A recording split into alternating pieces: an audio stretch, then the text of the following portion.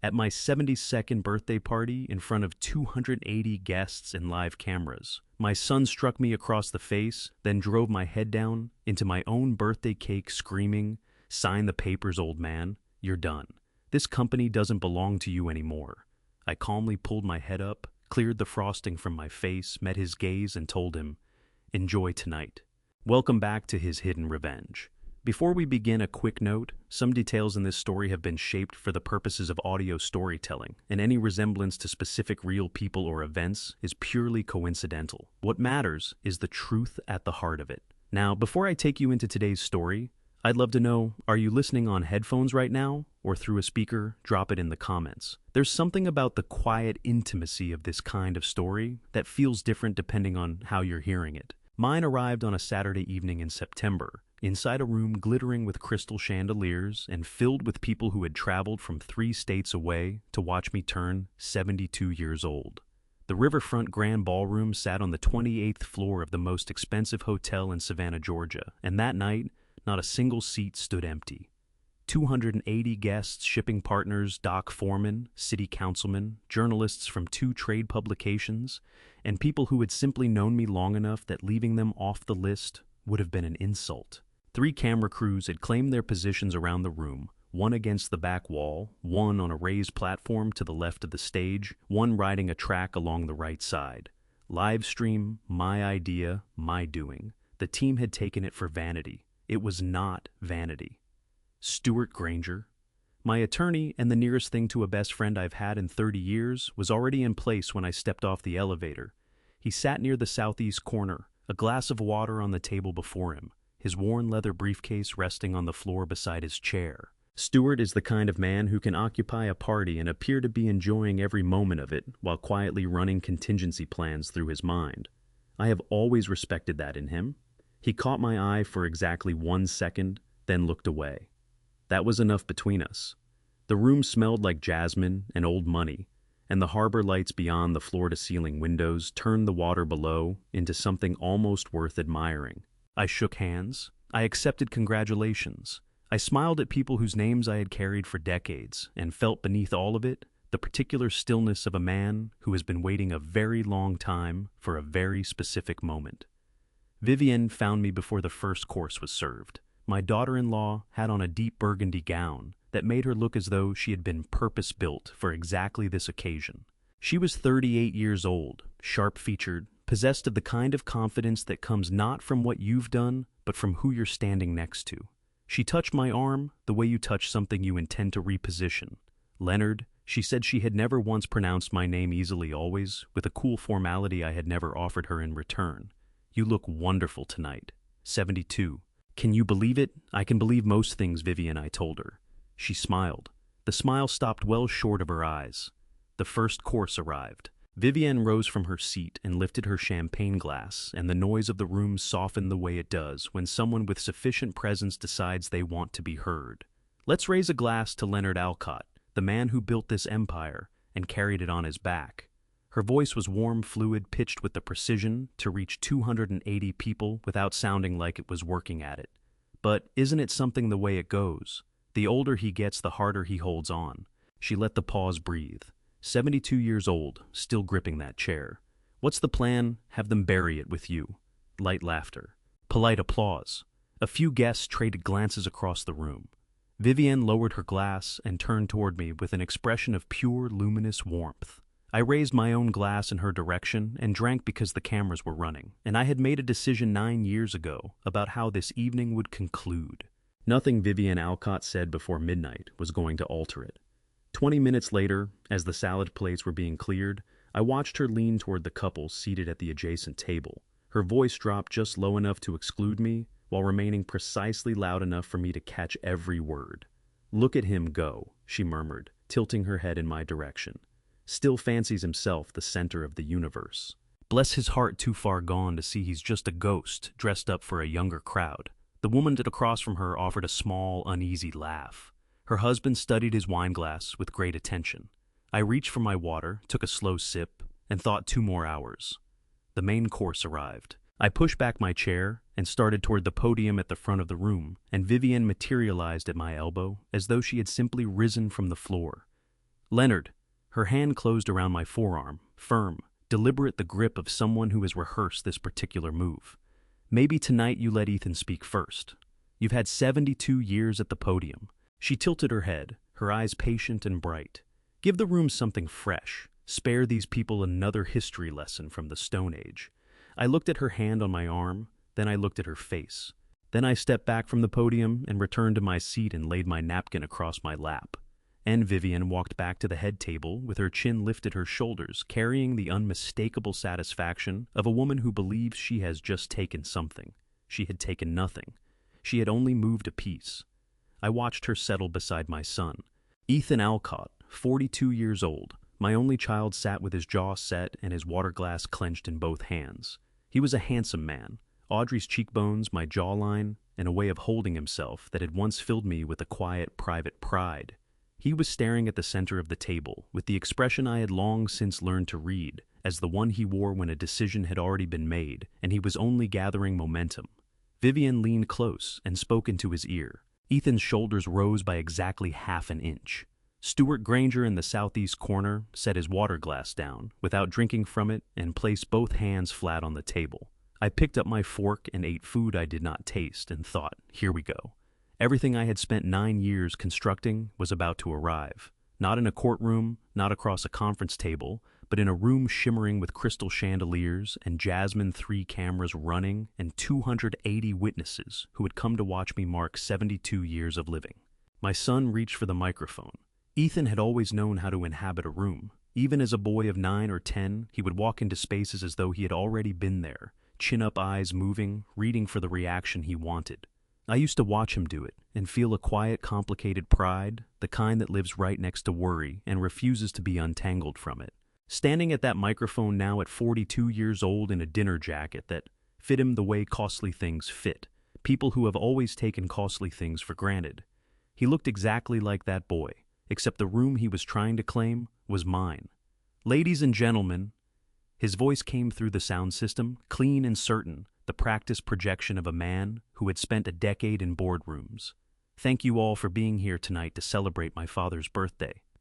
72 years. He let the number hang in the air, then smiled. That's a long time to be in charge of anything. Polite laughter moved through the tables. I joined it. I smiled and nodded and set my fork down on my plate with the deliberateness of a man who has absolutely nothing to hide. Ethan's smile shifted just barely, just enough, and I had been reading my son's face for 42 years, so I saw everything. You want to know why this company has been dead in the water for 3 years? The warmth cut out of his voice like a switch thrown. He leveled his arm across the room, pointing directly at me, steady and straight.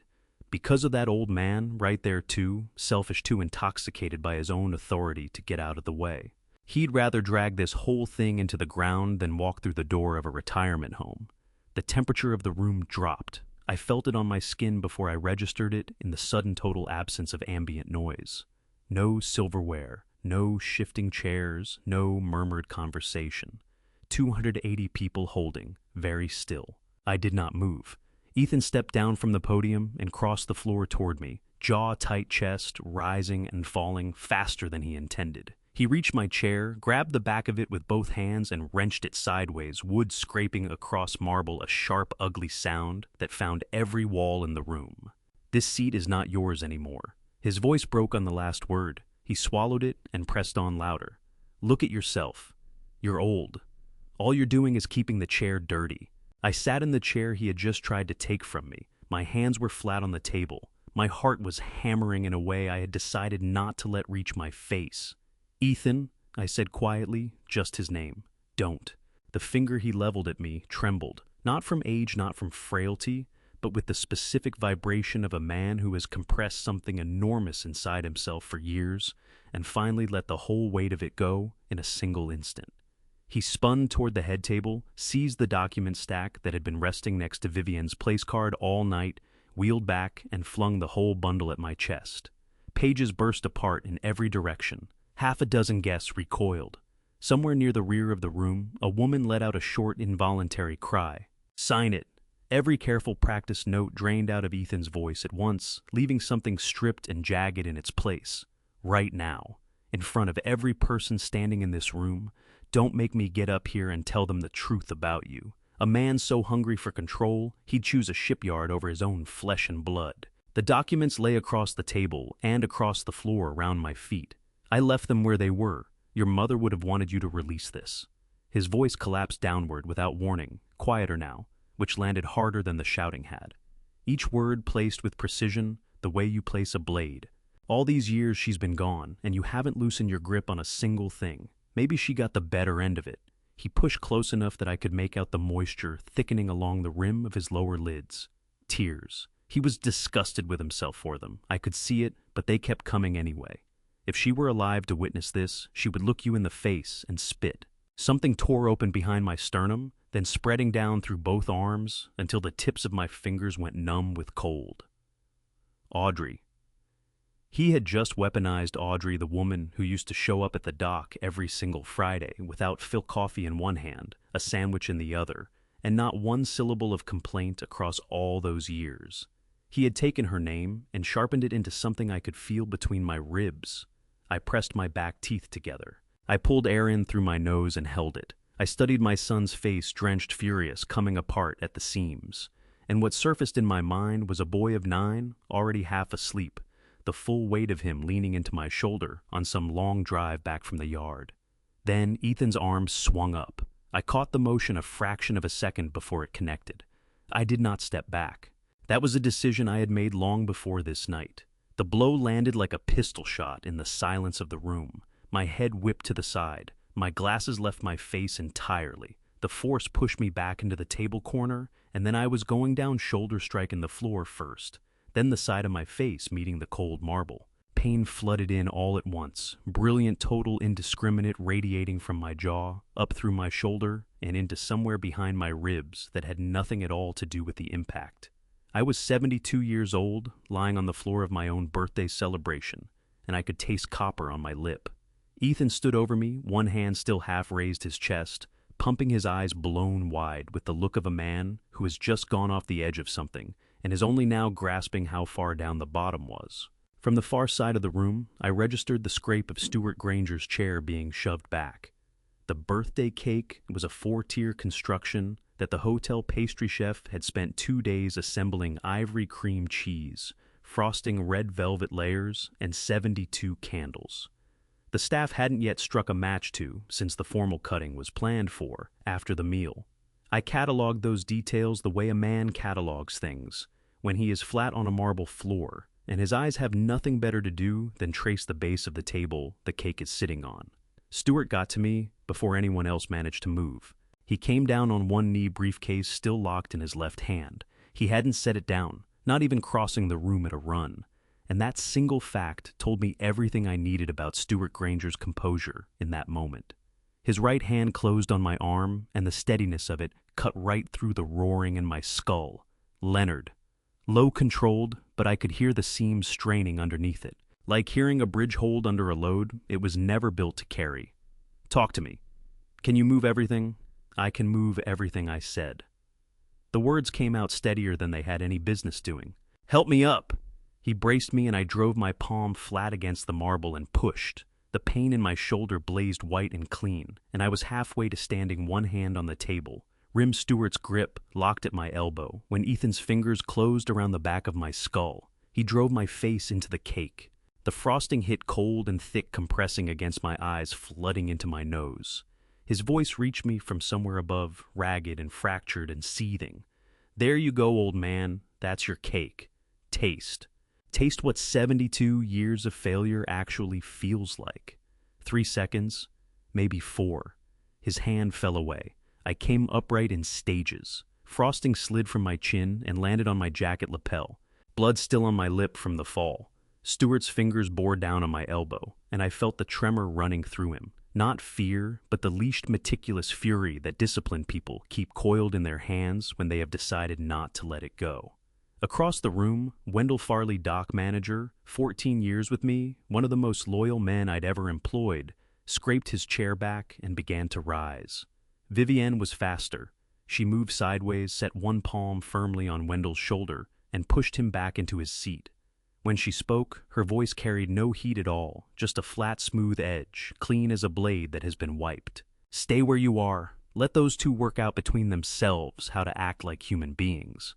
Wendell's eyes dropped to the hand on his shoulder. He settled back into his chair, and his face wore the expression of someone who has just grasped a thing they will not be able to ungrasp.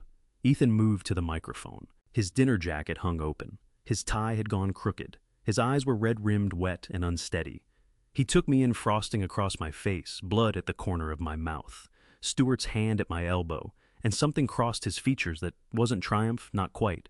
It was worse than triumph. Uglier, already beginning to sour. You love that line, don't you? The words came into the microphone low and deliberate now. The shouting drained out of them. These hands built everything. Go ahead and look at those hands, Dad. Liver spots, shaking, rotting. A short, hard exhale through his nose. Your time was finished long ago. Do everyone here a kindness and go with it. 280 people held their breath. The cameras didn't stop. Vivian came forward and took her place beside Ethan. It was the first time all night she had touched him in front of the room, her hand settling onto his arm, with a deliberateness that made it a statement. She turned those eyes on me, and the smile that arrived on her mouth didn't travel any higher than that. Happy birthday, Leonard. Warm the way expensive poison goes, down warm. We're going to spend every single day after this, erasing your name from everything you think you built. I found the linen napkin I had somehow held onto through everything, and I lifted it to my face and wiped, slowly, methodically. My father had taught me that, when the anger is high, move slow, let it burn through the motion, rather than out through your mouth. Then, I brought myself back to full height. I fixed my gaze on my son, not Vivian, not the room, Ethan, the man standing inside the ruin of every advantage I had handed him, soaked in his own rage and his own grief, gripping a microphone in the hand that had just knocked his 72-year-old father to the floor in front of 280 witnesses and 3 cameras still rolling. My chest ached with a pain that had nothing to do with the fall and everything to do with 34 years. You just destroyed the only thing that ever proved you weren't nothing, I said. The podium microphone was live. Each word moved across the room the way a stone moves when you drop it into water that was perfectly still, outward in rings touching everything. I watched those words reach my son's face. I watched something in him go quiet and motionless in a way that all the tears and all the shouting had never managed. I turned my back on him. Stuart was already in motion, briefcase in both hands, his expression locked into the forward-leaning calm of a man who has concluded that what this moment needs is movement, not words. We crossed to the main doors side by side. No hurry, no backward glance. With each step I laid across that ballroom floor, I felt 280 people exhaling behind me, the low swell of voices starting up the small, bright sounds of phones being taken from the tables. Good, I thought. Record every frame of it. I need them to see all of it. The door swung open and the corridor received us, cool, hushed, entirely unremarkable, and Stuart fell into step at my side without a word. We moved toward the elevator, the way 2 men move when they have already agreed on the destination. At the elevator, as the doors parted, I said without turning to face him, "Call the team, Stuart." "Already started," he said. The limousine rolled out of the hotel's lower garage and curved south toward the water, and I pressed 2 fingers against the cut on my lip and looked out at the river and released the first breath I had fully drawn in 3 hours. The Cooper River at night is one of the very few constants left in my life. The cranes along the bank stand taller than they did 40 years ago. The container ships have grown wider. The lights strung along the waterfront have multiplied into something that almost qualifies as beautiful. But the river itself hasn't changed its nature. It moves the way it always has, dark, unhurried, utterly indifferent to whatever human beings elect to raise or tear down along its banks. I have always found something steadying in that. The river takes no interest in tonight. It will still be moving long after every person in that ballroom has stopped caring what they saw. Stuart sat across from me, phone already working in his hands. His thumbs moved with the concentrated efficiency of a man who has been holding certain messages in reserve for years and is now finally sending them. His leather briefcase, the same battered one he'd carried into my kitchen 30 years ago, the first time we sat across from each other and began to build something together, lay open on the seat beside him. "First confirmation in," he said, eyes still down. "Loretta in HR is standing by. Midnight termination is queued." "Good," I said. He glanced up and I could read the question gathering behind his eyes, the one he was too composed to voice. I answered it before he found the shape of it. "I'm not falling apart, Stuart. I need 20 minutes, that's all."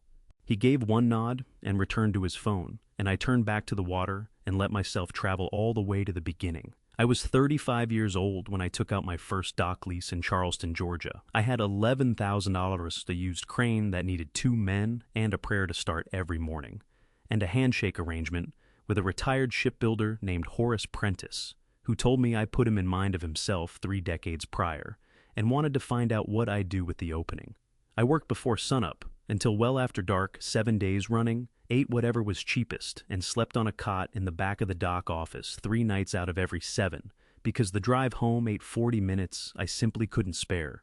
Audrey came to the dock every Friday evening without being asked. She was 29 years old, my wife of 2 years. A 3rd-grade teacher who carried the smell of chalk and coffee and some shampoo I have never once been able to match to anything I've encountered since.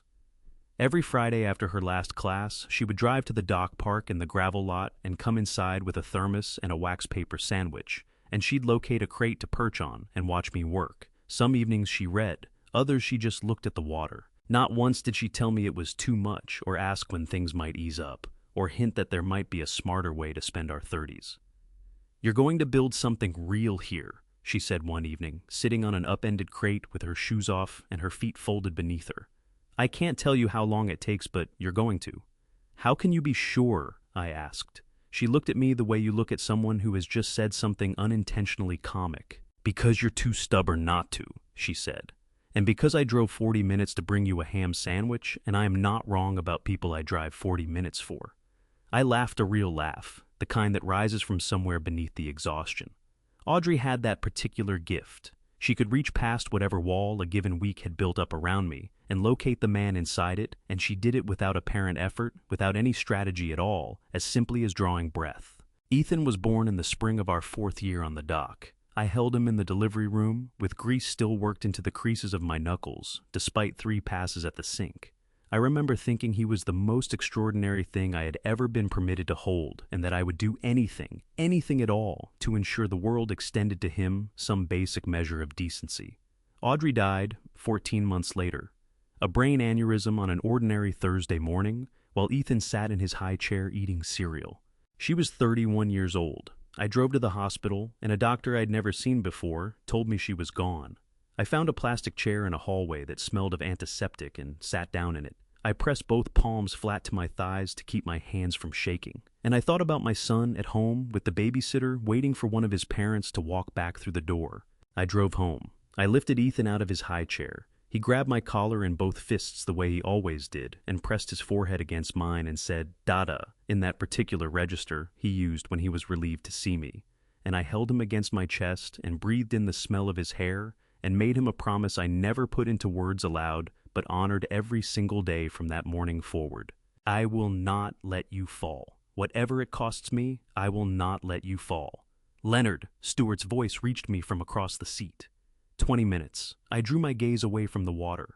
My lip had stopped bleeding. My shoulder ached with the deep grinding persistence of something wrenched but not broken. Outside the glass, the lights of River Street streamed past in long amber smears. "All right," I said. I sat up straight and put the memory away. "Tell me where we are." Stuart placed his phone face down on the cushion beside him and regarded me with the expression of a man who has spent 30 years readying himself for a single conversation and is now inside it. "Every piece is in position," he said. "Everything we assembled over 9 years tonight, it all moves. My study at home bears no resemblance to the headquarters of anything consequential. It holds a desk, 2 leather chairs, softened by 30 years of use, a wall of shelving that Audrey filled and that I have never rearranged, and a fireproof safe set into the wall behind an oak panel. She chose the year we moved in because she said the grain matched the color of the Cooper River at low tide. It is not a large room. It is not a room that impresses anyone who walks into it. But by the time Stuart and I arrived at 11:45 that night, it had become the most consequential room in Georgia. Stuart set his briefcase on the desk and opened it. The stack of documents inside ran nearly 3 inches thick, divided into rubber-banded sections with colored tabs, corresponding to a sequence he and I had mapped, refined and reviewed 4 separate times in the past 18 months alone. Every document was signed. Every document was dated. Every document was current. He looked at me across the desk. Ready. You're ready, I said. Walk me through it. He pulled the first section free and laid it between us. The Reputation and Protection Agreement. Ethan signed it on his first day as Director of Operations 11 years ago. 40 minutes, 12 documents. He did not read a single page of any of them. Stewart's voice carried the flat professionalism it takes on when the stakes are genuine. Clause 7, gross misconduct. Any act of physical violence, verbal assault, or conduct materially damaging to the reputation of Alcott, Maritime Works, or its leadership constitutes grounds for immediate termination, without notice and without severance, effective the moment the act is witnessed and documented. 3 cameras, I said. 12,000 people on the live stream. Documented does not begin to cover it, Stewart said. He moved to the next tab. Clause 12. The clawback provision. In the event of termination for gross misconduct, the company reserves the right to pursue full recovery of all bonuses, equity distributions, and financial benefits paid to the terminated officer within the preceding 5 years through civil litigation if necessary. Something tightened in my chest. Not satisfaction, but the particular gravity of something long overdue finally becoming real. And the shadow account, I said. Stewart nodded and placed a separate binder on the desk, thinner but heavier in every way that mattered. 9 years of paper. Every dollar Ethan had routed out of the Operational Reserve Fund, every wire he'd sent to Vivian's family, LLC, every disbursement we'd traced back to the Crestwood Family Trust. Stewart turned to the summary page and set the binder flat between us. Total $4.3 million. Each transaction time-stamped, sourced, cross-referenced against its origin. I sat with that figure a moment. $4.3 million drained across 9 years by a man who was certain the entire time that he was robbing someone who hadn't noticed. Certain that patience, that Vivian's guidance, that a light enough touch would keep it buried forever. He had no idea the account was there. I said he knew the Operational Reserve Fund existed. Stewart said he never knew what that fund was also designed to catch. Stewart shut the binder. You allowed him to go on thinking he was getting away with it. I let him believe exactly that I said, because a fragment wasn't what I was after. One incident would have given me termination. 9 years of documented pattern gives me Clause 12 full recovery and a civil case with a foundation that won't crack. Stewart pressed his mouth into a line and held me in a look I recognized, the one that means he's already swallowed whatever objection he was forming. He lifted his pen. The civil filing, he said. $4.3 million pursued under the clawback provision plus damages, filed alongside an emergency motion for asset preservation that goes in simultaneously. It locks every account we've identified before he has a chance to touch them. Duty judge sits at 8 tomorrow. File both, I said. Together. He noted it down. Then the pen went down, and his hand went back into the briefcase and came out with the last document. A single folder, nothing on the tab, thinner than everything else that had come before it. He set it on the desk and looked at me without speaking. The trust amendment, he said, the word careful in his mouth. The one carrying the primary beneficiary activation. I looked at the folder without reaching for it. The name written on that beneficiary line, Stewart said, is not Ethan's. It hasn't been Ethan's for 8 years. A pause. You have never once told me who it is. No, I said, I haven't. Does tonight change that I turned toward my study window? The water outside was dark, moving entirely itself, the way it had always been. Not tonight, I said. But soon, Stewart.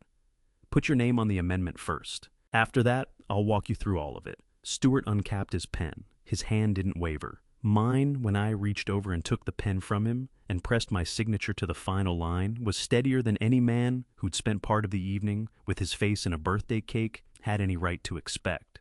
While Stewart worked through the remaining documents at my desk, I pulled my chair to the window and went back to the Sundays. 43 of them. 43. Sunday evenings spread across 3 years. Ethan arriving at 6 every time, making the soup Audrey used to make, laying the table the same way she had shown him years before she was gone. A thick black-eyed pea and ham soup that takes 4 hours if you do it right, served in the blue ceramic pot Audrey bought at a market in Charleston the year before Ethan was born. The first time he carried that pot to my table, something seized in my throat, and I had to pull a slow breath through my nose just to hold my face where I needed it. I am not sure he knew the pot's history. I wasn't certain either way. I looked at it and said, "That smells exactly right." Something genuine moved across his face when he heard that a flash of the person he had been before. All of this, the boy underneath the man. And I sat there thinking, what if I've read this wrong? What if there's still something left to save? I hadn't read it wrong. There was nothing left to save. But those Sundays were how I confirmed it. "You seem good, Dad." Ethan said that one evening, the 15th or 16th Sunday somewhere in that range, ladling soup into my bowl with the unhurried ease of a man who has made himself at home in someone else's space. "Settled. You're not usually this settled. Best batch in months," I told him. More ham than usual. His face split wide open, the same grin I remembered from when he was 9, the one that took over his whole face when he'd done something he was proud of. "Caught that, did you?" "I catch most things," I said and lifted my spoon. Across from me, my son laughed, helped himself to another bowl, and had no idea that 11 minutes before he'd sat down, a notification had reached the secure device in my jacket pocket. $340,000 wired from the Alcott Maritime Works Operational Reserve to an LLC registered under Vivian's maiden name. That was the rhythm of it. Every Sunday, across those 3 years, arrive at 6, make the soup, set the table, ask about the business in that carefully offhand way of someone who has practiced the question, and I would respond in the carefully open way of someone who has practiced the answer. 2 men maintaining the shape of a relationship for the benefit of each other, and both of us skilled enough to make it hold. The distinction was that I understood what we were doing. The device fit in a jacket pocket barely wider than a pager. That fact alone tells you how long Stuart and I had been laying this groundwork, and I kept it on me every Sunday without exception. Each transfer Ethan made from the shadow account reached me within 4 minutes as a vibration against my ribs. I would feel it close my fingers around my water glass drink slowly and think, there it is. The record grows. "You ever consider easing up a bit?" Ethan asked on the 28th Sunday, though. The weeks run together in my memory now. "Not quitting, just letting more fall to other people. You carry more than anyone should." I held my son's face in my gaze from across that table, and my heart ached with a pain so specific and so old, I'd stopped trying to name it. What I saw in his expression looked by every measure like genuine worry. And that was the truth of it underneath the scheme, underneath all those wires to Vivian's accounts and years of careful maneuvering. There was something real in his concern. He actually, in some part of himself, did not want to see me grind myself down. That was what made those Sundays heavier than anything else I have carried. Not the theft. The love that hadn't fully left, tangled up inside it. "I manage well enough," I said. "Finish your soup." He smiled and tilted his head the way he always did when he thought I was being stubborn. We sat together in the kitchen's warm light. I pressed 2 fingers against the device through my jacket and held the thought steady. "Keep going, son. I need every page of this." The 43rd Sunday landed 11 days before the party. Ethan showed up 20 minutes ahead of time, the first and only occasion he had ever done that. And the energy he brought through the door was something I recognized at once, charged, expansive, close to the surface barely held. His whole body had a looseness to it that hadn't been there in months. He covered more ground in conversation than usual, moved through my kitchen with the ease of a man who can feel the finish line. He brought the pot to the table, ladled my bowl first, as always, then straightened and looked at me, and his face came open in a way I hadn't seen in years. "You look good, Dad," he said. "You seem relaxed." My chest ached so sharply I had to press my back molars together to keep still because there was nothing performed in it. My son in that moment truly believed I was at peace, and that belief made him happy. And beneath every layer of what he had turned himself into over those years, that filament of the boy who had once loved me without complication was still alive, still there, still doing what it had always done to me. "I feel good," I said. "Best soup in months, Ethan." He laughed, mentioned the extra ham, settled back into his chair across from me, and we sat in the kitchen's warm light together for the 43rd and last time.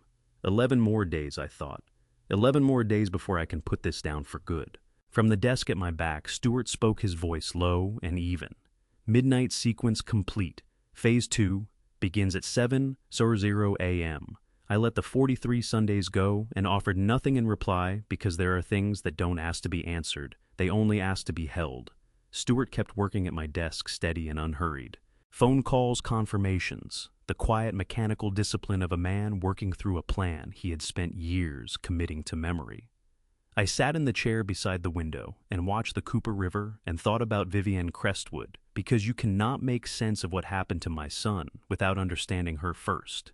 She came through my front door 7 years ago, a Sunday evening in October, wearing a pale ivory dress and a smile she had clearly rehearsed. Ethan had his hand on the small of her back and his chin lifted in that particular way he had as a boy when he was proud of something and wanted me to see it. "Dad," he said, "this is Vivienne." She extended her hand and looked me directly in the eye and said, "Mr. Alcott, I have heard so many wonderful things about you." Her voice was warm, her grip firm, and everything about her said, "Trust me." I have spent 30 years reading contracts and reading people, and I will tell you this: the ones who want your trust immediately are the ones who have already decided what to do with it. "Welcome to the house, Vivienne," I said, and I shook her hand and I smiled, and I meant every word of it, because she was Ethan's choice, and Ethan's happiness was the only thing I had ever truly built this company for. I was wrong to mean it that easily, but I did not know that yet. Her father, Harlan Crestwood, was a silver-haired man who carried the particular ease of someone who has never once had to earn the room he walked into. We had dinner 2 weeks later at the Oglethorpe Club, and he shook my hand with the hearty confidence of a man performing generosity and said, "Leonard Alcott, the shipbuilder. Remarkable what a man can do starting from nothing," in a tone that made starting from nothing sound faintly like a character flaw he was too polished to name directly. I smiled. I said, "It has its advantages," and I filed Harlan Crestwood away in the part of my mind where I keep things I will need later. The change in Ethan came slowly enough that I could almost convince myself it was not happening. He began arriving late to Monday morning meetings without explanation. He started ordering renovations for his office without submitting the standard approval requests. He stopped bringing contracts to me the way he once had, automatically, the way you bring something to the person whose judgment you actually value. And when I offered my thoughts anyway, he received them with a new blankness behind his eyes that he tried to disguise as attentiveness and did not quite pull off. Then one evening, I was walking down the hall toward the kitchen when I heard Vivienne's voice coming through the speaker of Ethan's phone, low and unhurried and absolutely certain of itself. "His money should already be yours, Ethan." Her voice was the voice of someone who has made a decision and is simply waiting for the other person to catch up. "Every dollar he makes you ask for is a leash. You built half of what that company is. You know that. Everyone who matters knows that." I stopped walking. My hand tightened on the door frame until I felt the wood grain press into my palm. Ethan's voice came back lower. "It's not that simple, Viv. He built it from nothing. I can't just—" "You are not taking anything from him." Her voice sharpened by exactly 1 degree. Not angry, just harder, the way a blade gets harder when you apply pressure at the right angle. "You are claiming what is already yours. There is a difference, Ethan. Think about it." I stepped back from the doorway. My chest was burning with a pain that had nothing to do with my ribs and everything to do with my son's voice, the hesitation in it, the way he had started to say something true, and then stopped himself, pulled back by something stronger than his own instinct. He had not agreed with her, but he had not pushed back either. I walked to the kitchen and put the kettle on and stood at the window watching the street outside, while the water heated and my jaw ached from how hard I was pressing my teeth together. And I thought, so this is what it looks like. This is the thing I have been watching come for 18 months, and now I have heard it out loud. And now I know exactly what I'm dealing with. 3 weeks later, the first notification arrived on my secured device. $180,000 wired from the Alcott Maritime Works Operational Reserve to an LLC I had never heard of. I stood in my study and read the notification twice. Then I picked up the phone and called Stuart. "It has started," I said. "How much?" Stuart asked. His voice was immediately alert, no trace of sleep even though it was close into midnight. $180,000, I said. "That first transfer." A brief pause. Then Stuart said in the quiet voice he uses when something is serious, "Do you want me to stop it?" "No," I said, and my voice was steadier than my heart. "I want you to record it, every single one. Because if this is how my son wants to do this, then we are going to do it properly, Stuart, all the way to the end." 8 years ago, 1 full year before Vivienne Crestwood walked through my front door in that pale ivory dress, I drove to Stuart's office on a Tuesday morning and said 4 words that changed everything. Restructure the trust. All of it. Stewart set down his coffee and looked at me across the desk with the expression he wears when he is deciding whether to ask questions or simply start working. He chose questions. Stewart always chooses questions first. All of it, he repeated. You mean the operating assets, the real estate holdings, the equity? Everything, I said. Alcott Maritime, works the dock, properties, the investment portfolio, the Charleston, Georgia warehouse holdings. All of it moves into a private irrevocable trust. I serve as sole trustee. Nothing, not the chairmanship, not the CEO position. Not a single share of equity can transfer to any individual without my written authorization, countersigned by the trust's independent administrator. Stewart was quiet for a moment. Outside his office window, the morning traffic on Bull Street moved past in the ordinary way of a city that does not know it is sitting next to a decision being made. Ethan won't be able to assume control of anything without your explicit sign-off, Stewart said carefully. That is the point, I said. Leonard. Stewart leaned forward and set his elbows on the desk. You're doing this before he's done a single thing wrong, before there is any evidence of anything. You're restructuring 40 years of accumulated assets based on, he searched for the word, a feeling. I'm restructuring 40 years of accumulated assets. I said, based on 35 years of reading people for a living, and the particular feeling I have had for the past 6 months. Every time I watch my son come home from a dinner with the Crestwood family. I met Stewart's eyes across the desk. I hope I am wrong, Stewart. I genuinely hope that. But if I am right, I need this in place before anything happens. Not after. Stewart held my gaze for a long moment. Then he reached for his legal pad and uncapped his pen. Walk me through what you want, he said. I want to explain something to you about how a private irrevocable trust works in plain terms, because the legal language can obscure something that is actually very simple. When I transferred Alcott Maritime Works into that trust, I remained in complete control of the company as sole trustee. I ran. It made decisions, signed contracts exactly as before, but the ownership of the assets no longer sat in my personal name in a way that could be seized, inherited, or transferred through any means other than the trust's own specific terms. Ethan could become CEO tomorrow, and it would not give him $1 of ownership. He could have me declared incompetent, and it would not matter. The assets were in the trust, and the trust's terms were the only law that governed them. What Ethan believed for 8 years was that patience and subtlety and $4.3 million in quiet transfers would eventually position him to walk into a boardroom and take everything. What Ethan did not know was that there was nothing to take. The cage had no door.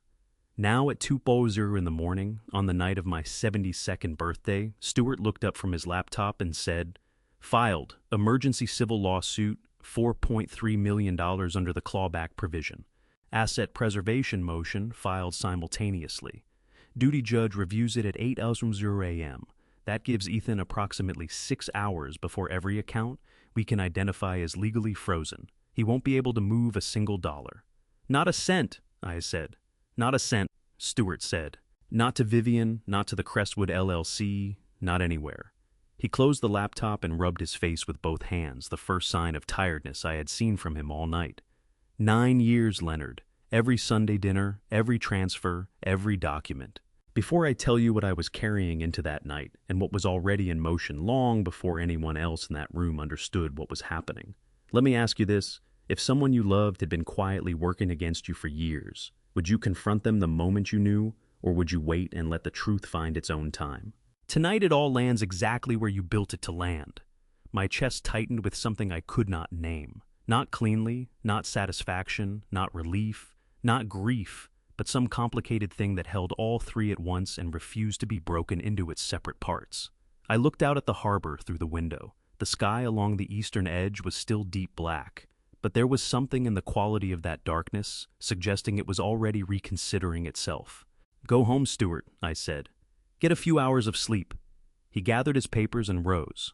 At the door he paused, looked back at me with the expression of a man who has one more thing to say and is taking his time choosing it. Leonard, he said, whatever happens tomorrow, you gave him 9 years of Sundays. You gave him every chance a man could give. I looked at the dark harbor and pressed my fingers against the edge of the desk and felt the grain of the wood solid and real beneath my hands. And I said, I know I did, Stewart. That is the only part of tonight that does not hurt. He pulled the door closed behind him, and I sat alone in the room where I had built everything, and I let the silence hold me, and I waited for morning. I slept 3 hours on the couch in my study. My body has learned over 72 years to take whatever it is given without complaint. A cot in a dock office, a car seat on a long drive, 3 hours on a couch that runs slightly short for a man my height. When I woke at 6:45, gray morning light was filtering through the study window, and the harbor was fully lit, and Stuart was already on the line. I picked up before the second ring. "Talk to me," I said. My shoulder ached with a deep grinding persistence. My lip had crusted over in the night. I sat up, slowly pressed my feet flat to the floor, and waited. Process servers reached the Pooler address at 7:03. Stuart's voice carried the particular sharpness of a man who has not slept but has been too locked in to register it. Ethan answered the door. "Go ahead." He was still wearing last night's clothes, dinner jacket, open shirt untucked, eyes so swollen they were barely open. He looked. Stuart paused, selecting his word with care. He looked like a man who had spent the night sitting alone in a dark room, waiting for something bad to find him. Ethan took the envelope. He opened it right there on the front doorstep in the early morning quiet of his street. And Stuart's process server, a methodical man named Curtis, who had done this work for 20 years, reported that Ethan read the first page twice, then the second, and then his hands began shaking so badly the papers made an audible sound in the stillness. "This isn't right," Ethan said, his voice cracked and raw at the edges. "This can't be right. There has to be a mistake somewhere." "There is no mistake," Mr. Alcott, Curtis told him. "The filing attorney's contact information is on page 4. At 7:45, Ethan drove to the Alcott Maritime Works Yard on River Street. His keycard deactivated by Loretta in Human Resources at 11:59 the previous night, exactly as we had already arranged, did not open the parking garage gate. He left the car on the street and walked to the main entrance. Kenny Bouchard was on the morning shift. Kenny had worked the front security desk for 11 years, had known Ethan since Ethan used to come to the yard as a teenager to watch the ships being fitted. He stepped forward as Ethan approached the glass doors, and his face, according to the security log's visitor notation, was the face of a man doing something he found genuinely painful. "Mr. Alcott." Kenny's voice was kind in the way that makes difficult things harder. "I'm sorry, sir. Your access has been revoked. I can't let you in." Ethan stared at him. "Kenny." His voice broke open on the name. "Kenny, you know me. I've worked here 10 years. You've known me since I was 18 years old." "I know, sir." Kenny said, "I'm truly sorry. I have my instructions." Ethan stood on the sidewalk outside the building he had walked into every single morning for a decade. He stood there for 9 minutes. The security log recorded his departure at 8:54. He did not speak again. "The vehicles," Stuart continued. "The company Range Rover and the Mercedes sedan assigned to his office formal asset recovery notices were transmitted electronically at 12:01 this morning. Under Georgia law, we're required to give 48 hours written notice before physical recovery. Both vehicles will be gone by Thursday. And the Alcott Maritime Works corporate account, access frozen, as of 8:07 this morning when the duty judge signed the asset preservation order." Stuart said every account we identified, personal joint. The Crestwood LLC accounts we traced all flagged. He cannot move a single dollar anywhere. I rose from the couch and walked to the window. The morning light came in gray and flat across the rooftops, and I pressed one hand against the glass and breathed through the tightness in my chest and waited for Stuart to go on. "There's one more thing," Stuart said, and his voice shifted into the register he uses when he is about to tell me something he knows will cost me. "Tell me," I said. When Ethan got back in his car outside the building before he drove home, he sat there for 6 minutes. The security camera caught it. He put both hands on the steering wheel, and Stuart stopped, cleared his throat. He put his forehead down on his hands. Leonard right there in the car on River Street. The camera ran for 6 minutes. My throat tightened so sharply I had to press my fingers against the windowsill to steady myself. My son, 42 years old, sitting alone in a car outside the building that had been his entire professional life, face pressed into his own hands. "All right," I managed. "What happened when he got home?" Stuart's pause was the longest one of the morning. "That he said carefully is what I need to tell you next." Stuart's voice, when he continued, carried the particular careful neutrality he uses when he is about to deliver something he knows will draw blood.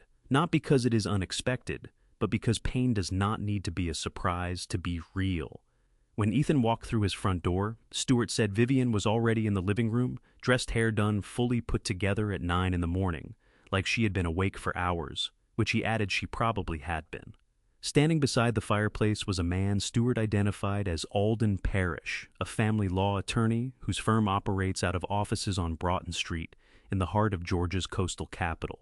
Alden Parrish has been practicing divorce and family litigation for 18 years and is by reputation exceptionally thorough. On the coffee table in front of Vivienne sat a manila envelope and her phone. Ethan, Stuart read from his notes, and I could hear him turning the page. Ethan came through that door, and he saw Vivienne, and he saw Parrish, and his face. Stuart paused.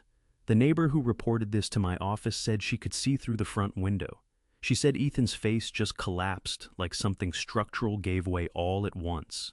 Ethan crossed the room toward his wife, and his voice, according to the neighbor's account, was the voice of a man whose last remaining handhold was the person standing in front of him. Vivienne.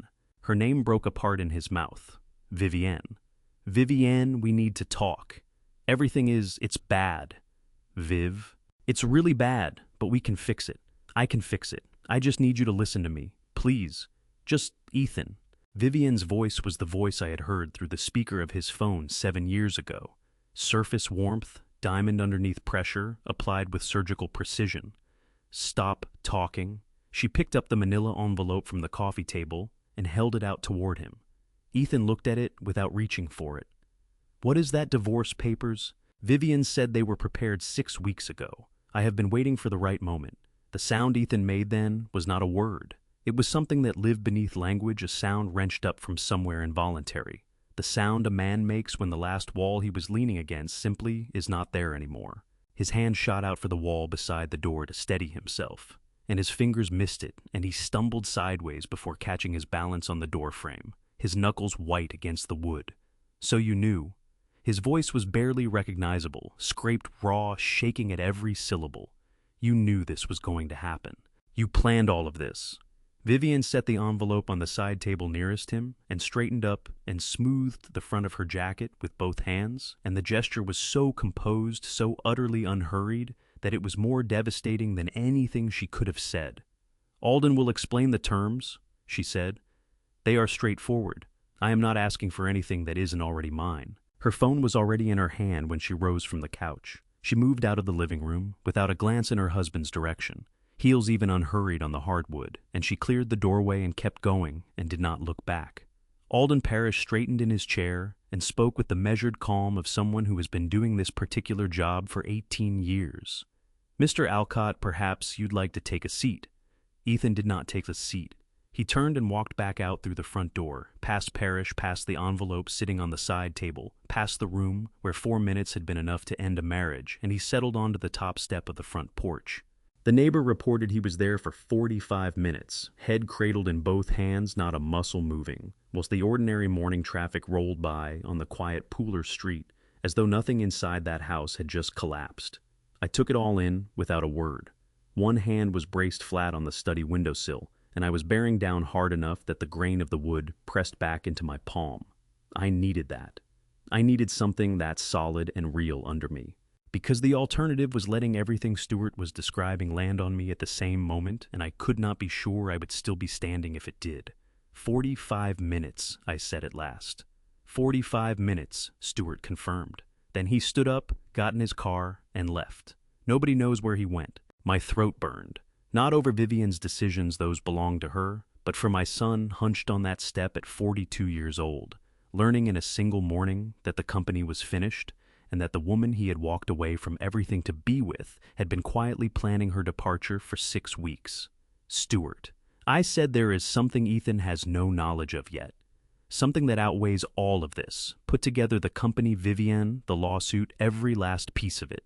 I turned from the window and let my eyes settle on the photograph propped on my desk. A boy of 11 in a Charleston Riverdogs cap, grinning wide at the camera, a gap sitting squarely between his 2 front teeth. 8 years I've carried this, and I believe the moment is nearly here.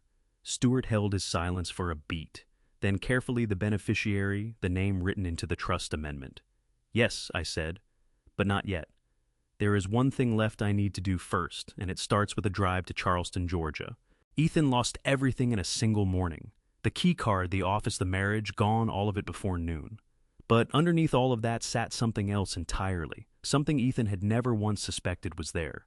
Something I had been holding close for 8 years a secret, whose weight dwarfed any company, any amount of money, any document a lawyer could draw up. The kind of secret that once it came into the open would recast every single thing that had come before it. It starts with a woman named Rosemary Ingram, a retired librarian who had put in volunteer hours at the same Charleston, Georgia elementary school where Nora Delaney taught second grade and who sat in the same Sunday pew as a woman from my accounting department named Helene. The thread connecting them was long and improbable. Rosemary had noticed Nora's surname Delaney because it matched a name on a forwarding address request filed at the school. One of those small details that buries itself in the memory precisely because it feels like an unresolved thing. She passed it along to Helene without any sense of what it signified. Helene had spent 9 years in my accounts payable office and had developed, without ever being instructed, an understanding of what kinds of things mattered to me. She came straight to my desk.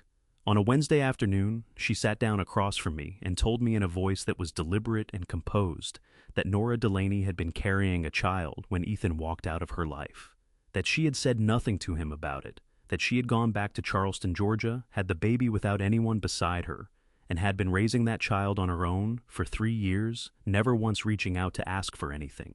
I held that information for 3 days without acting on it. On the third morning, I was up before first light thermos of coffee in hand, and I drove to Charleston, Georgia by myself. I said nothing to Stuart. I said nothing to anyone.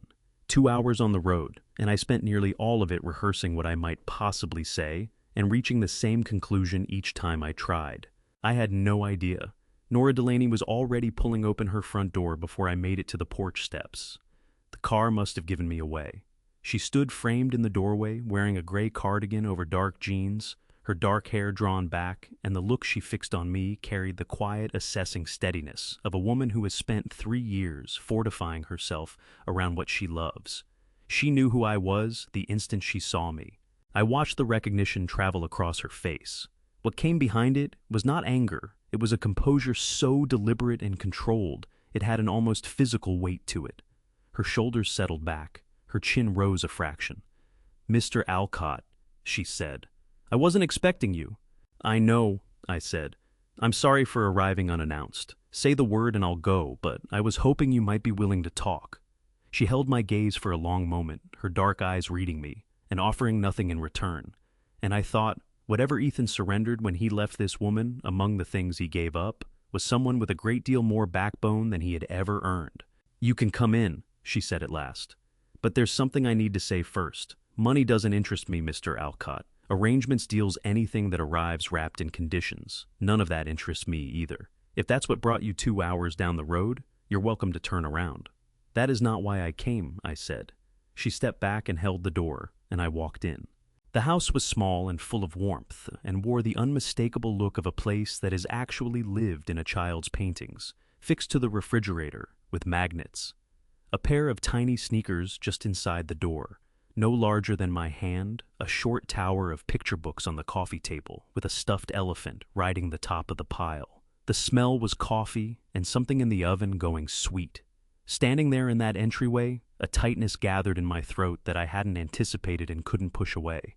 I heard him before he came into view, a small voice carrying clearly from the kitchen, bright and self-assured, wanting to know if the cookies were ready yet.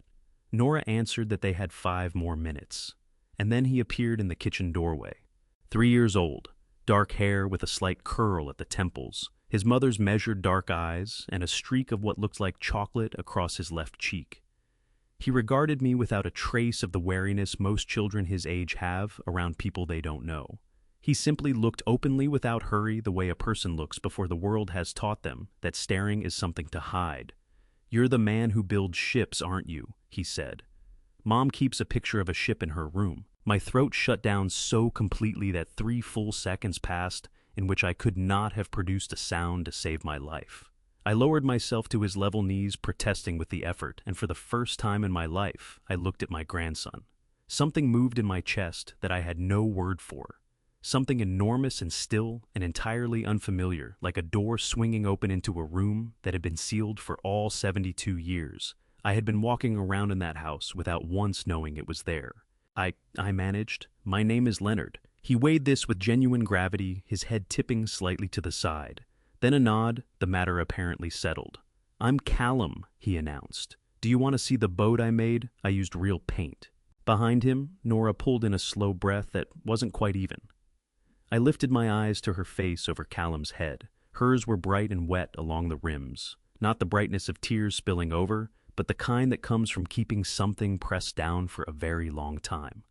She brought her lips together and turned her face toward the kitchen window.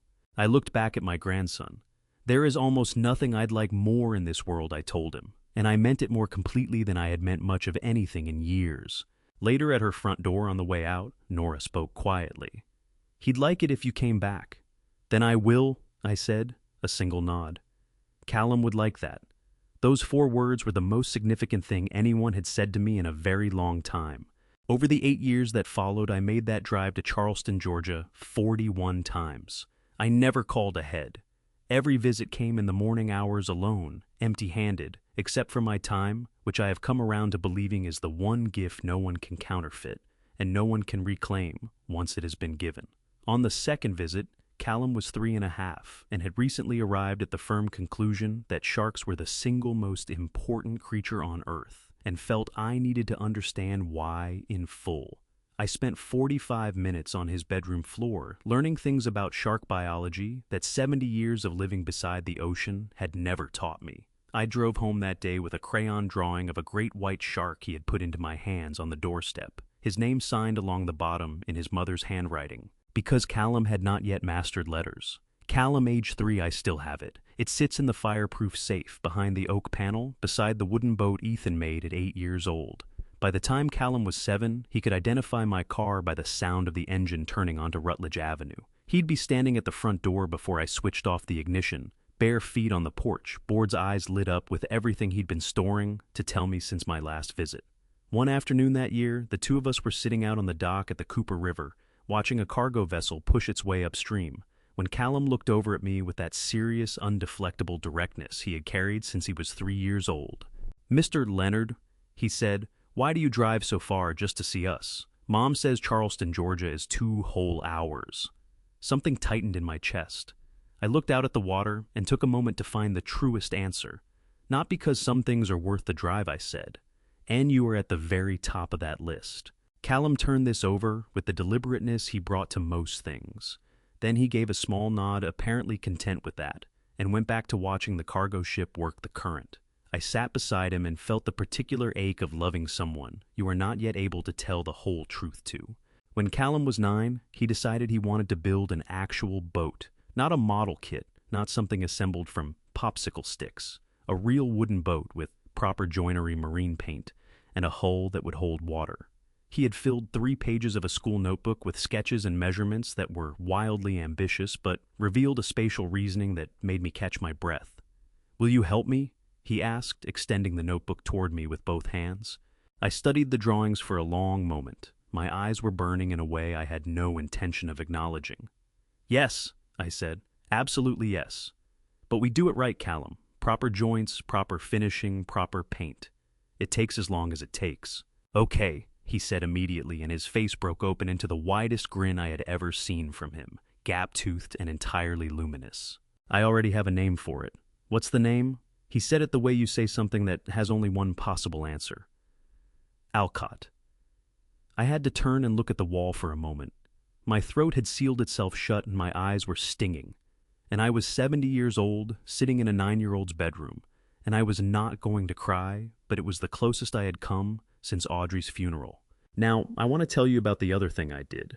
The thing I did instead of standing in front of Nora Delaney and saying, I am sorry my son did this to you, because those words, however true they were not mine to offer, and would not have repaired anything that actually needed repairing. The Alcott Maritime Education Fund was established as a non-profit foundation 8 years ago, the same week I first made the drive to Charleston, Georgia. It granted academic scholarships to students across the Charleston, Georgia, and Savannah, Georgia, coastal communities pursuing degrees in engineering, marine science, and education. and Nora's field. Priority went to single-parent households. Nora received the first award letter the following spring. She called the foundation's administrative office a legitimate nonprofit staffed by two people who knew only that their operating funds came through a private donor and asked who was responsible for it. The administrator told her an anonymous donor who believes in coastal education, Ms. Delaney. That's all I'm authorized to share. Nora said, "Please thank them for me." "I will," the administrator replied. I read that exchange in my quarterly report and sat with it for a long time. Callum's school fees, his health coverage through a maritime workers' nonprofit I had quietly funded for years, his college preparation, his tutoring, all of it moved through structures that were entirely above board and entirely out of sight. Nora was a proud woman and a capable one. She would have turned down a direct payment without a second thought. She never turned down the foundation's awards because she had no reason to trace them back to me and because she had worked hard enough to have earned every dollar of them on her own merits.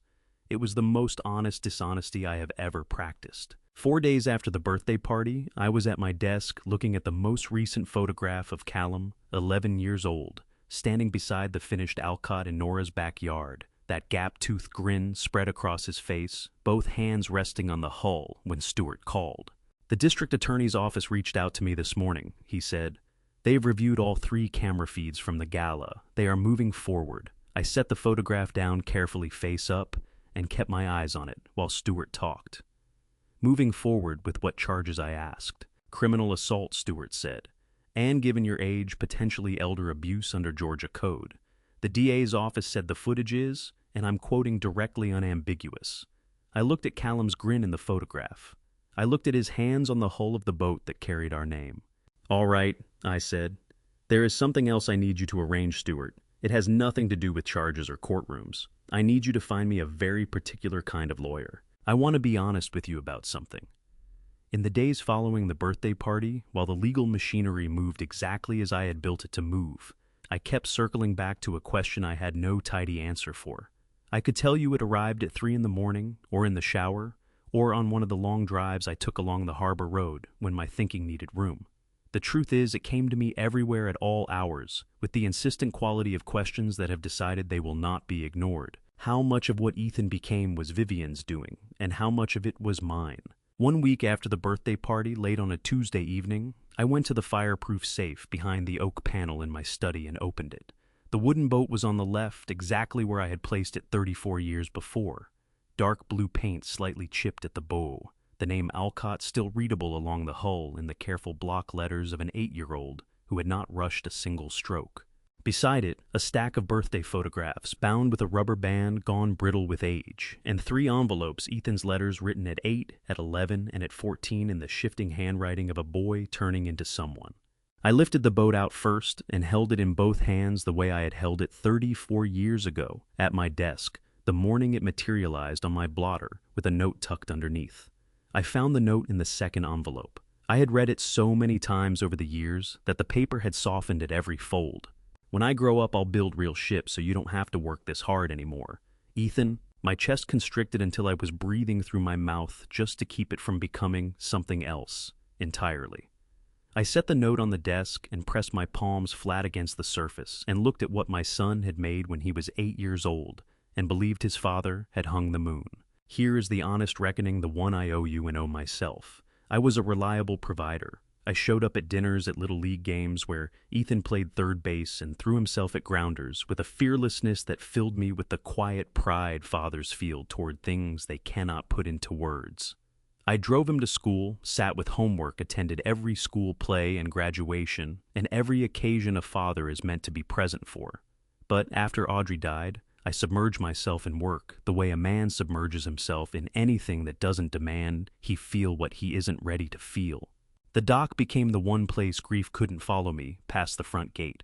I was very good at building Alcott Maritime Works. I was considerably less practiced at sitting still with my son on an unremarkable Tuesday evening, and simply being there without purpose or agenda. Ethan grew up alongside a father who was skilled at providing and not always skilled at staying. I do not say this to excuse what he did. Nothing excuses what he did. I say it because a man who will not look at his own share of a story is not a man I have any interest in being. I returned the wooden boat to the safe and reached for my phone, and it rang before my hand got there. Stewart. I saw the name on the screen. Stewart said. Without any preamble on the civil suit documents, his attorney says he stopped reading the moment he came across it and asked her to repeat it out loud. Which name I asked, though the answer was already sitting in my chest. The Ethan Alcott Opportunity Fund, Stewart said. He asked his attorney what it was. She told him it was a scholarship foundation you had established. He asked when. She told him 9 years ago. A pause. He made her confirm the date twice, Leonard. Twice. I closed my eyes and pressed my free hand against the edge of my desk. What did he say after that? I asked. Stewart's voice shifted into the register he uses when he is reading from notes and wants to be precise. He was building a scholarship fund with my name while I was robbing him blind. What kind of man does that? The words landed somewhere behind my sternum and stayed there heavy and specific and impossible to set aside. He asked his attorney one more thing. Stewart continued carefully. He asked whether you had ever met the students who received the scholarships. She told him you attended every annual ceremony in person. He did not respond to that verbally. She said he put his face in his hands and his shoulders shook. My throat ached so badly I had to swallow twice before I could speak. Stewart, I said, and my voice came out rougher than I intended. Tell his attorney I want Ethan to have the original founding charter, the document with the date on it. I want him to see exactly when I signed it. The same night you first called me about the reputation protection agreement, Stewart said quietly. Yes, I said. Exactly that night, I established the Ethan Alcott Opportunity Fund on a Tuesday evening in October, 9 years ago.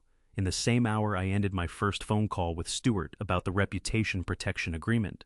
I want you to understand the sequence of that evening, because the sequence is the whole point. I had just gotten off the phone. I had just confirmed for the first time that my son was systematically moving money out of the company he believed would one day be his, with the patience of someone who was certain he would never be caught. I had just made the decision to document rather than confront, to let him keep building the case against himself rather than have the conversation I already knew, and that part of me that reads people for a living would change nothing. And then I sat at my desk in the silence after that call, and I thought about what it meant to have a son.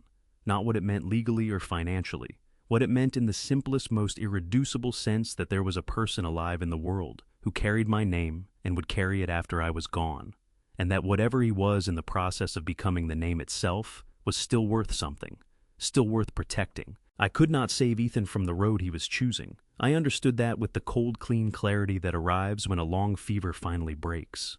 But I could take the name Alcott and build something worthy with it, something that would outlast both of us and mean what I had always intended it to mean. The fund was straightforward in its design. 8 scholarships awarded each year to students from the Savannah, Georgia, and Charleston, Georgia coastal communities. Children of dock, workers, welders, marine engineers, the trades that had built this industry from the waterline up. Priority given to students who had lost a parent, because I understood, in the specific way that people understand things, they have survived exactly what it costs a child to grow up with that particular absence hollowed into the architecture of their life. I named it after my son, not to punish him, not to raise a monument to his eventual failure. I named it after Ethan because I wanted the name to be fastened somewhere in the world, to the opening of doors rather than the closing of them. I wanted there to be people walking through their lives, becoming engineers, becoming teachers, becoming people of substance and usefulness, who had gotten there partly because of a name whose owner was, at that very moment, engaged in disgracing it. I attended every annual awards ceremony in October, without exception, for 9 years. I did not announce myself. I arrived quietly, took a seat in the back row, and watched the recipients receive their awards. Afterward, I spent time with each of them, individually, asking about their studies, their families, their plans. I brought nothing except my attention, which is the thing I had given Ethan least of, and the thing these young people needed most.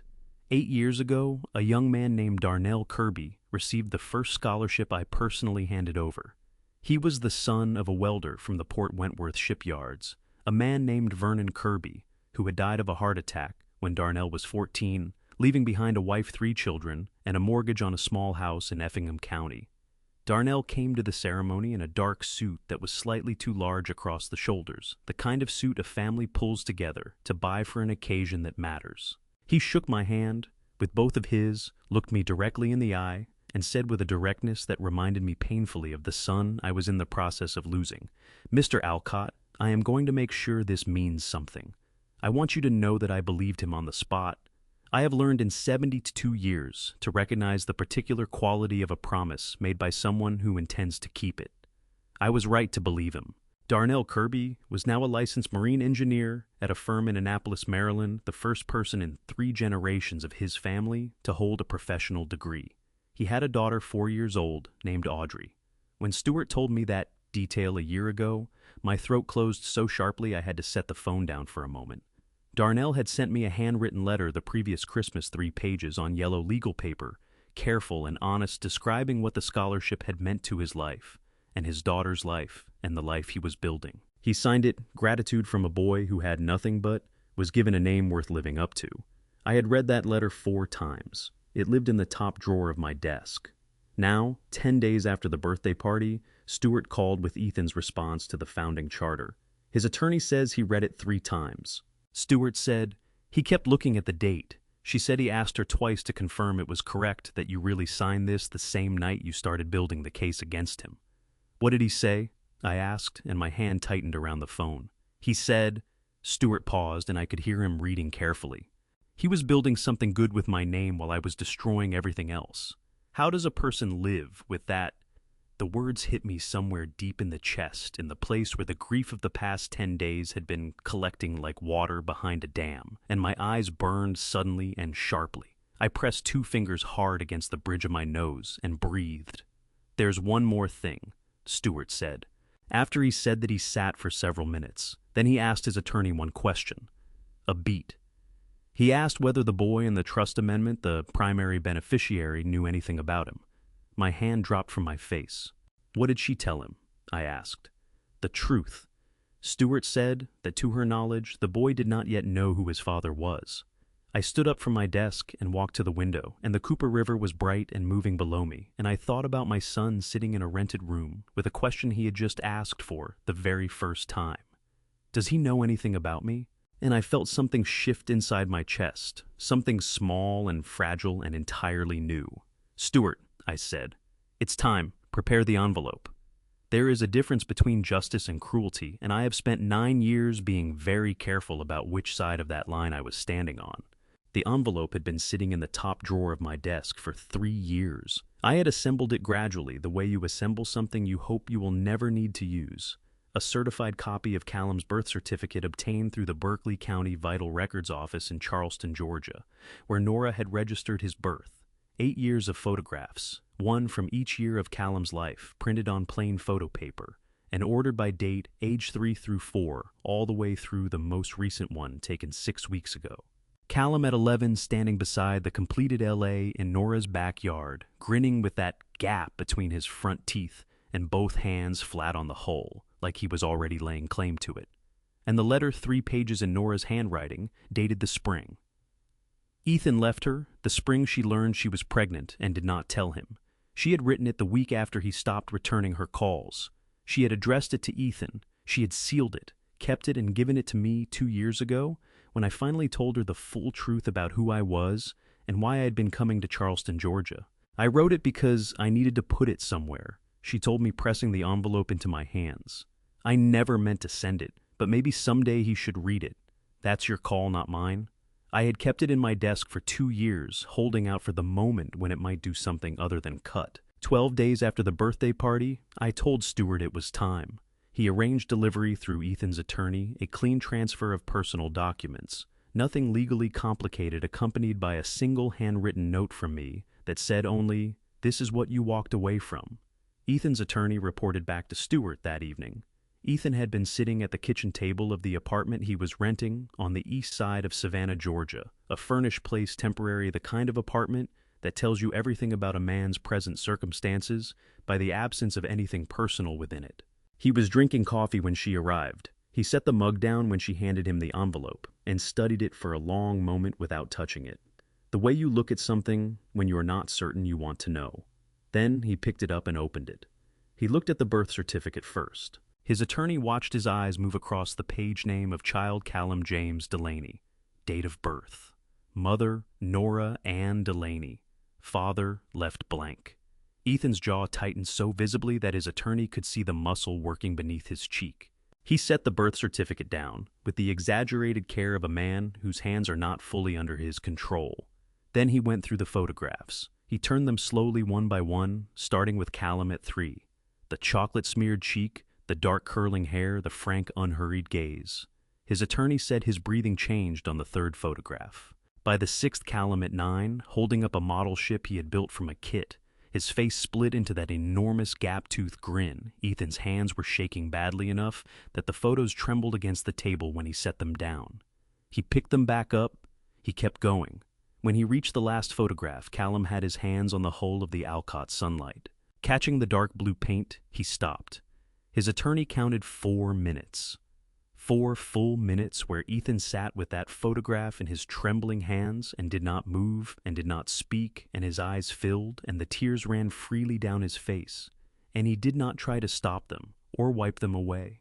Just let them fall onto the table while he looked at his son for the first time. Then he set the photograph down and picked up Nora's letter. He read all 3 pages. His attorney said he read them slowly, the way you read something, when every sentence is landing somewhere specific and painful and real.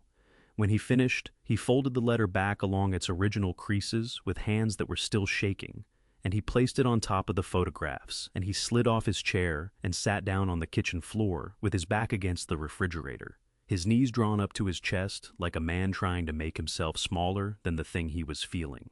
His attorney gave him time. She sat at the kitchen table above him and waited because she was a person of considerable professional wisdom, and she understood that some moments do not need managing.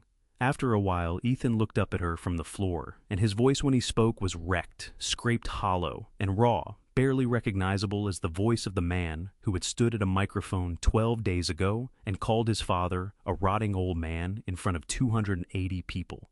"Does he know anything about me?" he asked. "Anything at all?" His attorney looked at him carefully. "To my knowledge," she said, "he knows a man named Mr. Leonard who likes ships." Ethan closed his eyes, his chin dropped to his chest. His whole body shuddered once a single deep involuntary tremor that moved through him from his shoulders to his hands. And then he pressed the back of his wrist hard against his mouth and held it there while his shoulders shook and shook and shook. I listened to all of this on the phone with Stuart that night, standing at my study window with the river spread out below me. When Stuart finished, I did not speak for a long time. I stood there and let every word of it move through me. The birth certificate with the blank line where a father's name should have been. The photographs Ethan had trembled through one by one. The image of my 42-year-old son sitting on a kitchen floor with his back against a refrigerator in an apartment that contained nothing of his life. My eyes were burning. My throat ached all the way down into my chest.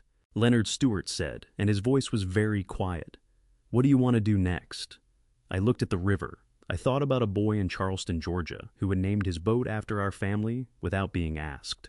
"What comes next?" I said slowly. "Is not mine to arrange. It's his to earn. But there is one more thing I need to do. First, Stuart, one thing that has nothing to do with Callum or the trust or any of it. It's about Ethan, and it's the thing I am most afraid you're going to argue with me about." 14 days after the birthday party, Ethan's preliminary hearing was scheduled for 9 in the morning at the Berkeley County Courthouse on Bull Street. I was not there. I was sitting at my kitchen table with coffee that had gone cold an hour ago, thinking about a phone call I had made 8 days earlier that I have not yet told you about. 6 days after the birthday party, I called Constance Adler. Constance Adler had been practicing criminal defense law in Savannah, Georgia for 25 years. She was widely regarded as the best in the city at what she did not, because she was aggressive or theatrical, but because she was meticulous, thorough, and possessed of the particular quality that separates exceptional attorneys from merely good ones. She understood that the law is not a weapon, but a structure, and she knew how to build inside it. I had watched her work twice from the opposing side of civil matters and come away both times with a respect I had not gone in expecting to feel. I called her on a Thursday morning and asked if she had availability for a new client. Potentially, she said. Her voice was crisp professional. "Who is the client?" "My son," I said. "Ethan Alcott." A beat of quiet. Then the man from the birthday party video. "Yes." Another pause. This one more deliberate. "Mr. Alcott," she said carefully. "You understand that if I represent your son, My obligation runs entirely to him, not to you. I will argue against the charges aggressively, which means arguing against evidence your own case depends on. I know I said. That is exactly what I want. You want me to defend the man who assaulted you? I want my son to have competent representation. I said the charges stand. The civil suit proceeds. I am not asking you to make those things go away. I am asking you to make sure that whatever consequences Ethan faces, he faces them with someone who knows what they are doing standing beside him. Adler was quiet for a moment. It felt considerably longer than it was. The fee arrangement, she said finally. Anonymous, I assume. Completely, I said. Ethan cannot know where the funding comes from. That can be structured, she said. Attorney-client privilege protects his interests regardless of who pays the retainer, as long as there is no conflict of interest. And since you are not the opposing party in the criminal matter, there is none. The district attorney's office is the opposing party. You are simply, she paused, choosing her word, a concerned party funding competent counsel. Yes, I said, that is exactly what I am. Now, 14 days after the birthday party, Stewart called from outside the courthouse at 9:47 in the morning. Adler walked in at 9:02. He said the DA's assistant recognized her immediately. I watched them exchange a look across the room that said everything about how the next several months are going to go. How did Ethan react? I asked. He didn't know what was happening at first, Stewart said. He thought she was there for someone else. When she introduced herself as his attorney, he said, and I'm quoting the bailiff who was standing nearby, "I can't afford you."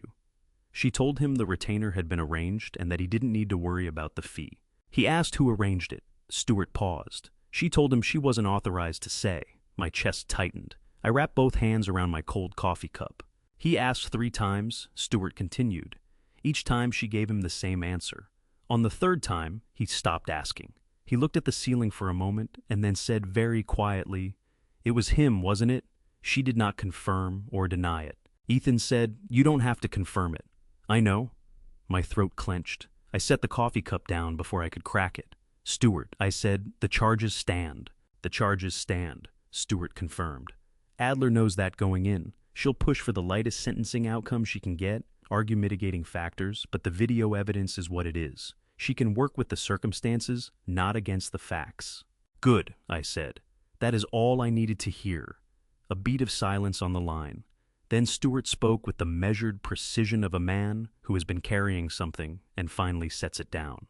"Leonard, I've been your attorney for 30 years. I've watched you negotiate, contracts, restructure assets, plan 9 years of the most methodical legal groundwork I have ever encountered in my professional life."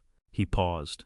"In those 30 years, I have never once seen you do something whose strategic logic I could not follow until now. There is no strategic logic. I said he is my son, Stewart. Whatever he did, whatever he is about to answer for, he is my son. And a man who will not provide for his own child's basic dignity forfeits the right to call himself a father, no matter what that child has done." I looked out the kitchen window at the oak tree in the yard, bare in the October morning, and thought about what it means for a man to rebuild from nothing at 42 years old. I am not forgiving him. I am not excusing him. I am simply refusing to be the reason he faces this without a floor beneath him. Stewart was quiet long enough that I thought the line had gone dead. Then he said, voice rough, 30 years, Leonard, and you still managed to surprise me." "Go home, Stewart," I said, and something in my chest loosened just slightly for the first time in 2 weeks. "Get some rest. We have done everything within our reach. The next move, if there is a next move, belongs entirely to my son." I ended the call and sat in my kitchen with my cold coffee and the October light falling through the window. I thought about Ethan in that courthouse and Constance Adler standing beside him, and I thought I have given him every opening a man can offer. The rest is his. Some things cannot be finished by a father. Some things can only be started by a son. The letter arrived on a Wednesday evening. A young paralegal named Garrett Nunez delivered it by hand at 7:19, holding the envelope in both hands the way you carry something, when you understand, without being told that what you're holding matters. He was maybe 25, serious-faced, and when I opened the front door, he simply said, "Mr. Alcott," and held it out. I closed the door and stood in the hallway for a long time. Ethan's handwriting was on the front. My name, my address, and the deliberate cursive he had developed in 4th grade and never fully put aside. I had signed thousands of documents in my life, read thousands more. Never once had I needed to press my palm flat against a wall before opening one. I carried it to my study and set it on the desk between the two boats, the dark blue wooden one Ethan had built at 8 years old, and the popsicle stick model of the Alcott that Callum had pressed into my hands on my last visit to Charleston, Georgia, painted navy blue with a white stripe that wandered slightly toward the bow before I broke the seal. 3 pages yellow, legal paper blue ink handwriting that began carefully and grew less so as the pages turned the way it does when a writer stops thinking about the letters and thinks only about what they have to say. Dad, I have started this letter 11 times. I am not going to ask you to drop anything. I am not going to ask you for a single thing because I have spent 3 weeks reading the charter of a scholarship fund that carries my name, and I think I finally understand what it looks like to ask for nothing in return. My throat tightened so sharply I had to put the page down and press my knuckles hard against my mouth until it passed. I picked it back up. The honest answer is that I knew Nora was pregnant. Vivian told me the child wasn't mine. I believed her because I wanted to, because it was easier than the alternative, and because I was a coward in the particular way men are cowards when the truth carries a price they are not ready to pay. I told myself it was a clean break. I drove away and did not look back. I want you to know that I know exactly what that makes me. I had to stop again. My eyes were burning, not the mild sting of passing emotion, but the full, unmanageable heat of something held too long, finally breaking through. I breathed through my nose and fixed my gaze on the ceiling, and waited until it eased enough that I could see the page. Page 2 was harder. I don't know when I stopped wanting to stand beside you and started wanting to replace you instead. I understand now that those were not the same thing. Not even close. The happiest mornings of my childhood were not birthdays or Christmas. They were the cold mornings at the yard, when you let me walk the dock with you while you talked to the engineers. I was 8 years old, and I believed that was what the whole world was meant to feel like. Standing next to someone doing something that mattered and being allowed to be there. My hand was shaking. I noticed it the way you notice something happening to your own body from a slight remove. I set the page flat on the desk and pressed my palm down on it and breathed and did not cry, because I had not cried since Audrey's funeral 34 years ago. But it was the nearest I had come since, and I am not ashamed to tell you that. Page 3 had one short paragraph, and below it, centered on an otherwise blank page, 3 words standing alone. I am not asking for forgiveness. I haven't earned that, and I know it. But I would like to find out if the person I used to be is still somewhere recoverable. Whatever you decide, I understand. I will understand completely. Ethan, and below that alone at the center of the page in handwriting that was very careful and very small, I am sorry. I sat with those 3 words for a long time. Then I reached for my phone and called Nora. She answered on the second ring, her voice quiet. It was late, and Callum was asleep down the hall. He knows everything now, I said. All of it. A breath on her end. Then I know Leonard. Her voice was soft and steady and carried something I hadn't heard in it before. Not quite relief, not quite grief, but something that lived carefully between the two. He called me this afternoon on his own. I didn't know he was going to. I sat very still with the phone to my ear and the 2 boats on the desk before me and the letter open between them, and I felt something shift inside my chest, something small and fragile and entirely real in the place where grief had been siding for 9 years. How did he sound? I asked. Like a man who just realized the size of what he lost, Nora said quietly. But also, she paused, choosing her words carefully. Also like someone who might be ready to start working out what to do about it. I looked at the 3 words at the bottom of the last page. That's enough, I said. For now, that is exactly enough. 11 months later, on a Tuesday morning in August, I drove to the Alcott Maritime Works Yard on River Street for the first time since the birthday party. I parked in my old spot by the east gate, the one with the crooked yellow line that the facilities team has been meaning to repaint for 6 years. I did not go inside. I stood by the gate with my coffee going cold in my hand, and I watched. Alcott Maritime Works runs a summer youth apprenticeship program, a partnership with 3 Savannah, Georgia high schools that I had established 15 years ago, for exactly the reason you might expect. I wanted young people who grew up near the water to have a reason to stay near it. Callum had applied through his school in Charleston, Georgia, the previous spring, using his own name without telling me he was doing it. His supervisor called me only after he had already been accepted. I had laughed out loud when Stuart told me. It was the first time I had laughed in 11 months. Callum showed up at 7:40 alongside his supervisor, a seasoned shipwright by the name of Royce Dunbar, who'd put in 22 years at the yard. Callum had on a hard hat that sat slightly too large on his head, an orange safety vest over a gray t-shirt. A notebook was tucked under one arm, a pencil riding behind his ear. He was already deep in conversation before I could make out the words from the gate, gesturing at the hull of the vessel, sitting in dry dock, directing questions at Royce that I couldn't hear. Royce would nod and start to answer, and Callum would be writing before the man had finished his sentence. Stewart rang at 7:52. Royce Dunbar's first-week report on Callum had come in that morning. His words, and I'm quoting, "Ask better questions than most of my second-year interns. Doesn't wait to be told what to look at. Already knows the difference between what something looks like and what it actually does." "Good," I said. "There's one more thing," Stewart said. "Ethan's sentencing hearing is set for October. Constance Adler says the mitigating factors are strong. Community service counseling, no prior record. She's expecting probation and restitution rather than time served." "All right," I said. "He's been calling Nora Stewart," added his voice quieter now, "regularly. Callum knows there's a man named Ethan who hopes to meet him one day." Nora said Callum's response was. Stewart paused, and I could hear the warmth behind it, even through the phone. He said, "Does he know anything about ships?" Something split open in my chest. Then not grief, not quite pain, but something vast and full of heat that I had no clean name for. I pressed my free hand flat against the gate and held steady. Down in the yard, Callum crouched beside the hull and laid his palm against the steel, reading the surface, its temperature, its grain, the weight of the thing beneath his hand. It was the same motion I had made at 35 years old on my first morning on this dock. It was the same motion Ethan had made at 8 years old, the first time I brought him here on a Saturday. 3 generations, one gesture, one dock. I stayed at that gate another 10 minutes, watching my grandson fire off questions, scratch down answers, and take in everything around him like it was the most extraordinary thing he'd ever laid eyes on. Then I finished my cold coffee, climbed back into my car, and headed home. On the drive, I turned over what I'd spent 40 years believing was the whole point of it: the company, the ships, the name on the building. That is where this story settles. Not with noise, not with a speech, but with an old man standing at a gate watching a boy.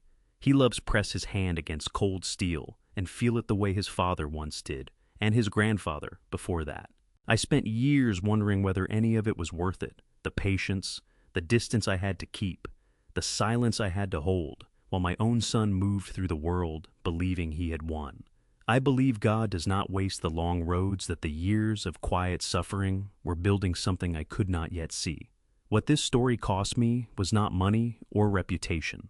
It was time, and the particular grief of loving a child who lost himself so completely that he became someone you had to protect others from. These are the things I would tell any father who finds himself in a version of this place. If someone is stealing from you in silence, document everything before you speak. Evidence outlasts anger every time. If your child has gone wrong, do not abandon the generation after them. That child may be the one who carries forward what you built.